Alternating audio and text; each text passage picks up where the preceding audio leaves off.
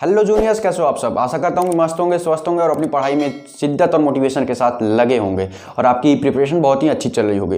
तो जैसा कि आज हम लोग इस वीडियो में बात करने वाले हैं कि शॉर्ट आंसर्स मतलब शॉर्ट टाइप्स आंसर को कैसे हम प्रेजेंट करें, कैसे लिखना चाहिए, वो शॉर्ट आंसर को वास्तव में बोर्ड एग्जामिनेशन में क्या क्या पॉइंट्स को हमें ध्यान में रखना चाहिए। तो आज इस वीडियो में मैं यही बताने वाला हूँ आपको कि वास्तव में शॉर्ट आंसर्स हमें लिखना कैसे चाहिए, प्रेजेंट कैसे करना चाहिए बोर्ड एग्जामिनेशन में। तो यार शॉर्ट टाइप्स आंसर जो होते हैं उसमें बहुत ज़्यादा कॉम्प्लीमेशन होता है कि हम कितना लिखें। ठीक है, सबसे पहला क्वेश्चन तो यही आता है कि हम कितना लिखें। 10 लाइन लिख दें, 5 लाइन लिख दें, 2 लाइन लिखें, 3 लाइन लिखें, कितना लिखें वास्तव में। देखो, सबसे पहली चीज, आप जब भी कोई भी आंसर दो उसमें आप जो पॉइंट्स बताने वाला हूं मैं, ठीक है, उन पॉइंट्स को जरूर फॉलो करो। सबसे पहला क्या होता है, बी एक्यूरेट। ठीक है, मतलब जो क्वेश्चन पूछा गया है बस उसका आंसर दो। ज्यादा ग्रंथ लिखने की जरूरत नहीं है, ज्यादा पंडित जी बनने की जरूरत नहीं है, ज्यादा मंत्र मत पढ़ो उसमें। ठीक है, जितना क्वेश्चन पूछा गया है उतना ही लिखो, ज्यादा लिखने की जरूरत नहीं है। और दूसरा पॉइंट आता है बी क्रिएटिव। ऐसा नहीं है यार कि आप ट्रेंड को फॉलो करो। हर लोग पैराग्राफ में लिख रहा है, आप भी पैराग्राफ में लिखो। अगर आप पॉइंट्स ऐड कर देते हो ना तो नंबर बढ़ जाते हैं। ये सीक्रेट है माय डियर फ्रेंड्स। पैराग्राफ मत लिखा करो, आप पॉइंट्स नहीं लिखोगे तो आपके नंबर बढ़ जाएंगे। यही था नेक्स्ट पॉइंट। ठीक है, क्रिएटिव बनो, थोड़ा क्रिएटिविटी लाओ, कुछ उसमें एग्जांपल्स डाल दो, कुछ उसमें जस्ट लाइक फिगर बना दो, कुछ उसमें स्ट्रक्चर्स बना दो, कुछ मैप्स बना दो। ये होती है क्रिएटिविटी लाना। ठीक है, नेक्स्ट पॉइंट आता है, नेक्स्ट पॉइंट आता है वैल्यू पॉइंट को ऐड करो।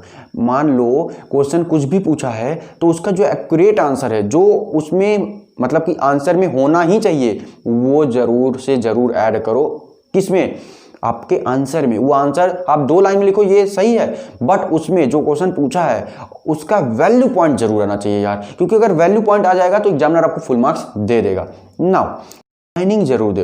देखो यार, लाइनिंग देने से होता क्या है कि हमारे ये मतलब कि सब कॉन्शियस माइंड में, जो आपका एग्जामिनर चेक कर रहा है, उसके माइंड में बन जाता है यार ये लड़का है, ये टॉप मतलब टॉप कैटेगरी का लड़का है। क्योंकि यार अगर हम कॉपी को रफ कॉपी बना देंगे तो कोई भी एग्जामिनर को आपको मार्क्स नहीं देना चाहेगा। ठीक है, लेकिन अगर हम लाइनिंग कर देते हैं तो उससे क्या होता है कि हमारी कॉपी नीट एंड क्लीन दिखने लगती है, हमारी कॉपी का जो प्रेजेंटेशन है वो बहुत अच्छा दिखने लगता है। ठीक है, और जो नेक्स्ट पॉइंट आता है वो आता है, आप सभी लोग जानते हो यार कि पॉइंट्स में लिखना जरूरी है। और उसके साथ साथ जो नेक्स्ट पॉइंट है वो आता है कि अपने प्रेजेंटेशन को बहुत अच्छा लिखो यार, क्योंकि बोर्ड एग्जाम में ना आपका सबसे ज़्यादा अगर देखा जाता है तो वो होता है प्रेजेंटेशन स्किल। प्रेजेंटेशन स्किल में बहुत कुछ आता है। अगर आप प्रेजेंटेशन स्किल पे काम करते हो माय डियर फ्रेंड्स, तो याद रखना आपके बहुत अच्छे नंबर आने वाले हैं। तो अपने प्रेजेंटेशन स्किल को बहुत अच्छा रखो। ठीक है, शॉर्ट टाइप्स आंसर में। और लास्ट पॉइंट आता है, वो आता है कि जब भी आप शॉर्ट आंसर्स लिखो, ठीक है, उन आंसर्स को एक तरीके से ऐसा प्रेजेंट करो कुछ बड़ा भी लगे और भी एक्यूरेट लगे। मतलब जितना आपको क्वेश्चन पूछा गया है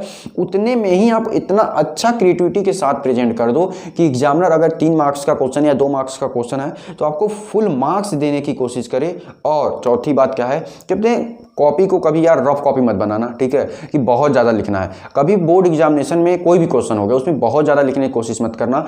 इतना याद रखना कि जो क्वेश्चन आपसे पूछा गया है उसका एक्यूरेट आंसर हो जाए। तो इन सब पॉइंट्स को अगर आप फॉलो करते हो, अगर आप रखते हो, अपने माइंड में रख करके आप आंसर देते हो, तो याद रखना आपके क्वेश्चंस के आंसर में फुल मार्क्स मिलने वाले हैं। ठीक है, और इसी सब बातों के साथ इस वीडियो को यहीं पर रैप अप करना चाहूँगा। नेक्स्ट वीडियो मिलता हूँ, तब तक के लिए गुड डे, बाय बाय। अपनी पढ़ाई में शिद्दत और मोटिवेशन के साथ लगे रहें और अच्छा स्कोर करें।